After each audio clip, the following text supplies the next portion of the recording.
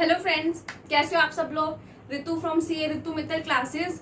सो हम लोग chapter number 4 that is called हम डिस्कस कर रहे थे process and base of accounting. ठीक है, सो लास्ट क्लास में हम लोगों ने डिस्कस कर लिया था प्रोसेस ऑफ अकाउंटिंग। सो आज की क्लास में हम डिस्कस करेंगे फ्रेंड्स बेसिस ऑफ अकाउंटिंग।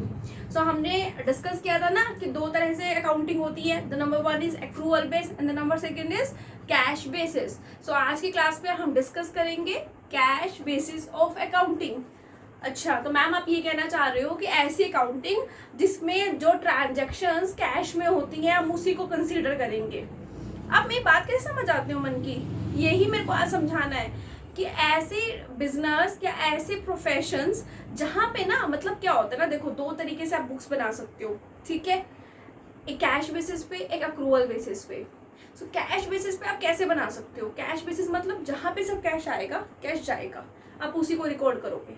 अगर कोई ट्रांजैक्शन आपकी उधार में है ना, क्रेडिट पे है, तो आप उस ट्रांजैक्शन को रिकॉर्ड नहीं करोगे। मैम समझ आ रहा है? इसका मतलब आप ये कहना चाह रही हो जैसे डॉक्टर्स होते हैं वो तो उधार नहीं करते। बिल्कुल सही बात है, उनका सारा काम किस पे होता है? कैश पे होता है।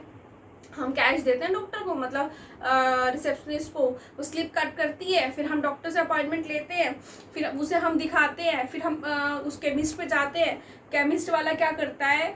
स्लिप लेता है, पैसे लेता है, दवाई देता है।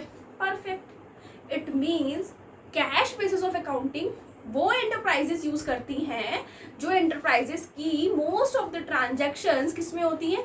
कैश में। जैसे डॉक्टर्स, जैसे लॉयर्स, जैसे चार्टर्स, जैसे एडवोकेट्स, इस तरह के प्रोफेशंस वाले लोग mostly friends cash basis of accounting हमारे यूज करते हैं। ठीक है फ्रेंड्स, सो आज की क्लास में हम डिस्कस करेंगे इसका मतलब क्या होता है कैश बेसिस का। And second point is advantages of cash basis accounting.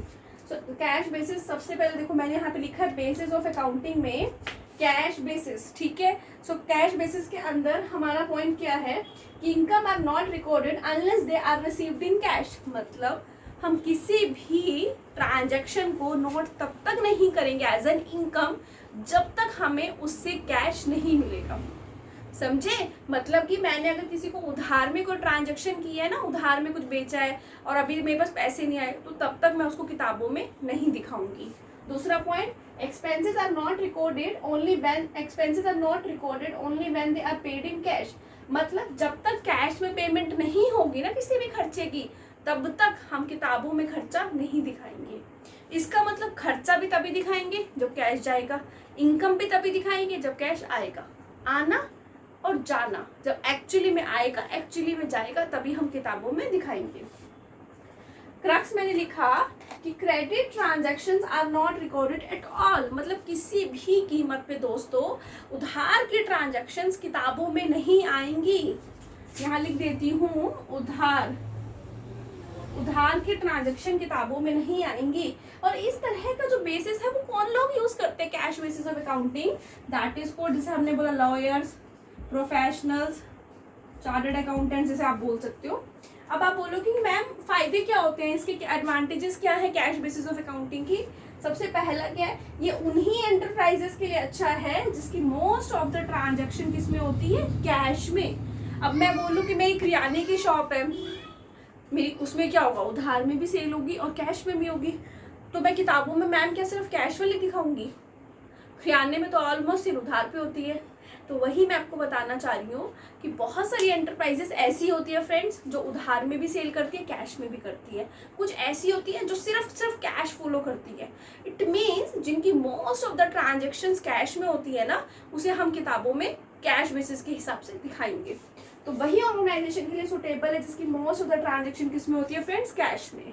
दूसरा, ये जो बेसिस है ना कैश बेसिस, ये बहुत सिंपल और बहुत रियलिस्टिक है। इसमें हम सिर्फ कैश को देखते हैं, कैश का आना, कैश का जाना, कैश का आना, कैश का जाना। Does not require use of estimates. मतलब हमें कोई भी प्रोजेक्शंस नहीं लगाने कि फ्यूचर में क्या होगा, उससे पैसे आएंगे नहीं आएंगे, या फिर रेट बढ़ जाएंगे, या मार्केट में किसी गुड्स के रेट बढ़ जाएंगे। तो हमें इस तरह की कोई भी एस्टिमेट्स इसमें फ्रेंड्स लगाने की जरूरत नहीं है। सो आज की क्लास में हमने क्या सीखा? Cash basis of accounting. दो तरह से अकाउंटिंग होती है, कैश, एक एक्रूवल।